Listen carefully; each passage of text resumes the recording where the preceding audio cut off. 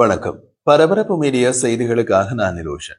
இந்திய விமானப்படை IAF இந்தியாவில் தயாரிக்கப்பட்ட 114 ரஃபால் போர் விமானங்களை வாங்குவதற்கு இந்திய பாதுகாப்பு அமைச்சகத்திற்கு முன்மொழிவு அறிவிப்பு ஒன்றை கொடுத்துள்ளது. இது ஏற்றுக்கொள்ளப்பட்டால் அது ரஷ்யாவுக்கும் அமெரிக்காவுக்கும் மிகப்பெரிய அடியாக அமையும்.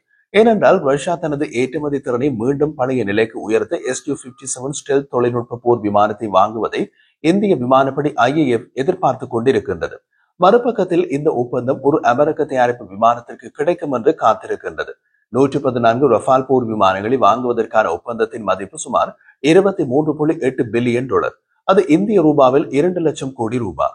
இந்தியாவில் தயாரிக்கப்படும் ரஃபால் போர் விமானங்கள் 60% உள்நாட்டு பாகங்களை கொண்டிருக்கும். மேலும் ரஃபால் விமானத்தின் தயாரிப்பு நிறுவனம் Dassault Aviation make in India திட்டத்தின் கீழ் ஒரு இந்திய நிறுவனத்துடன் இணைந்து இந்தியாவில் விமானத்தை தயாரிக்கும் என்று தகவல்கள் தெரிவிக்கின்றன. இந்திய விமானப்படையின் முன்மொழிவு அறிவிப்பு சில நாட்களுக்கு முன்பு பாதுகாப்பு அமைச்சால் பெறப்பட்டது. தற்போது பாதுகாப்பு நிதி உட்பட அமைச்சகத்திற்குள் உள்ள பல்வேறு பிரிவுகளால் பரிசீலனையில் உள்ளது.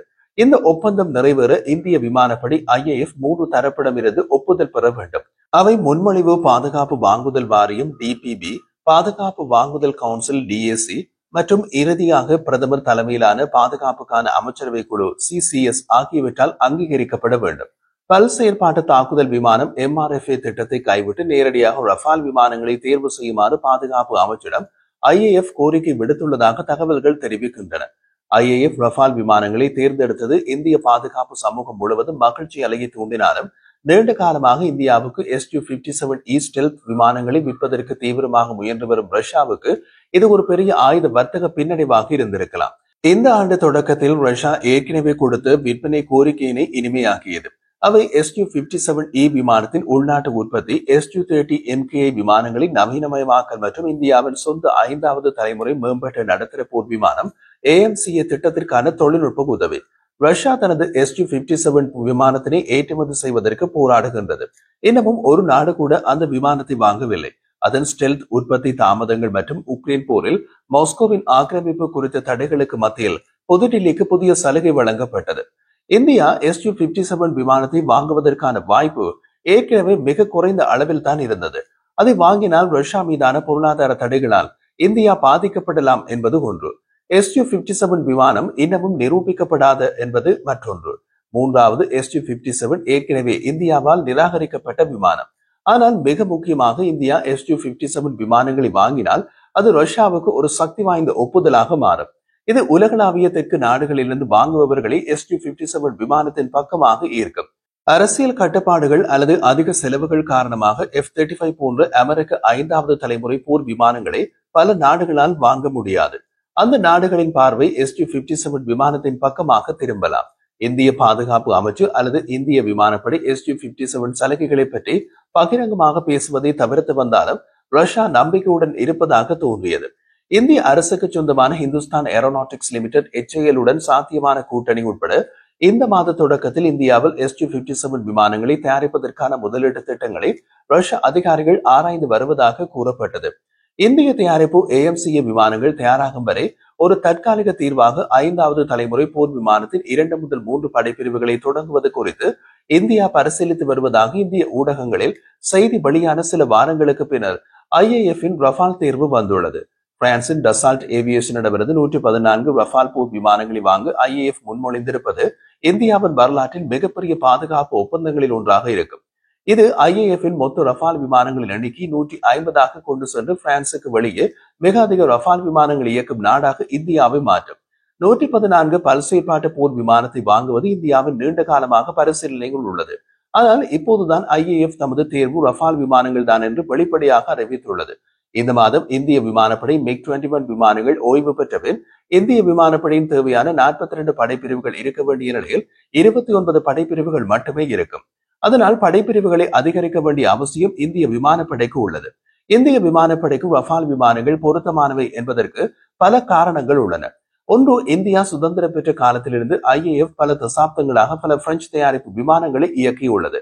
உதாரணமாக இந்தியா சுதந்திரம் பெற்ற காலத்தில் MT-450 டுஃபானி விமானங்களை IAF இயக்கியது. பனிப்போர் காலத்தில் மிஸ்டர் 4 விமானங்களை IAF இயக்கியது.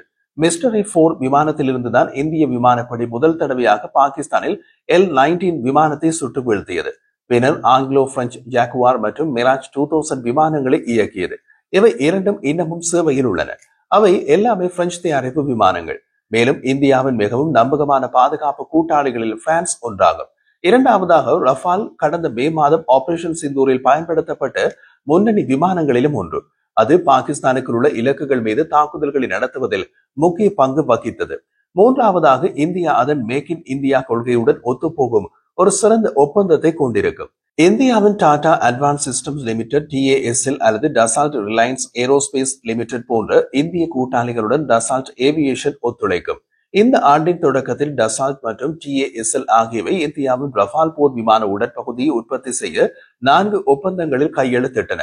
இந்த கூட்டணியின் கீழ் ரஃபாலின் முக்கிய கட்டமைப்பு பிரிவுகளை தயாரிப்பதற்காக ஹைதராபாத்தில் ஒரு அதிநவீன தொழிற்சாலையை TASL அமைக்கும். அங்குதான் ரஃபால் விமானங்களின் உடற்பகுதிகள் தயாரிக்கப்படுகின்றன. உலகின் எந்த நாடுகளும் ரஃபால் விமானங்கள் வாங்கினாலும் அதன் உடல் பகுதி ஹைதராபாத்தில் தான் தயாரிக்கப்படும். தனியாக பிரான்சை தளமாக கொண்டு சஃப்ரான் ஏரோஸ்பேஸ் நிறுவனம் கடந்த ஜூன் மாதம் ஹைதராபாத்தில் சஃப்ரான் விமான என்ஜின் சேவை நிறுவனத்தை அமைக்கும் திட்டத்தை அறிவித்தது. இந்த நிறுவனம் ரஃபால் விமான என்ஜின்களின் பராமரிப்பு மற்றும் மறுசீரமைப்பை கவனிக்கும். இப்படியான உள்கட்டமைப்புகள் ஏற்கனவே இந்தியாவில் உள்ளன. நான்காவதாக இந்தியாவுக்கும் பிரான்சுக்கும் இடையிலான பாதுகாப்பு ஒத்துழைப்பு முன்னெப்போதும் இல்லாத அளவை எட்டியுள்ளது.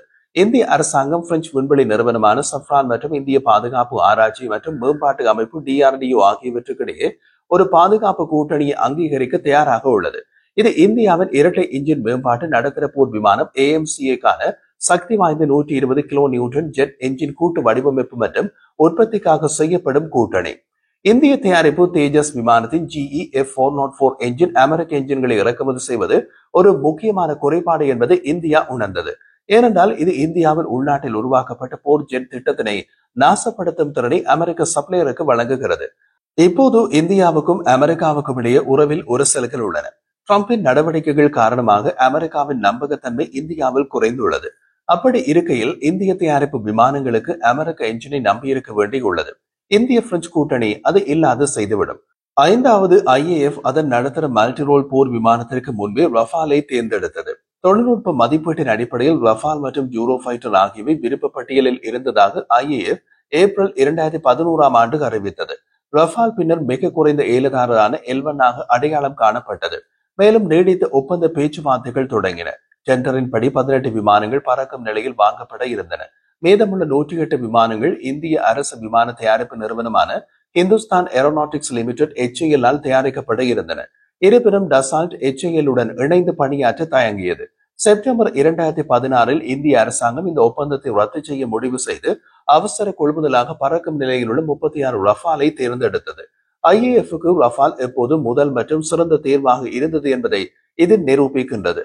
மேலும் ரஃபாலை வாங்குவது தொடர்பாக நிபுணர்கள் மற்றும் இந்திய விமானப்படை விமானிகளிடையே பெரிய அளவிலான ஒருமித்த கருத்து உள்ளது. IAF தற்போது முன்மொழிவது இதுதான் அரசாங்கத்திற்கும் இடையிலான G2G பாதை. அதிக மதிப்புள்ள பாதுகாப்பு ஒப்பந்தங்கள் அரசாங்கத்திற்கும் இடையிலானதாக இருக்க வேண்டும். ஏனென்றால் அது தேசிய நலனை முதன்மையாக வைத்திருக்க உதவும். டெண்டர் முறை சிறந்தது என்பதை உலகுக்கு நிரூபிக்க கூடாது.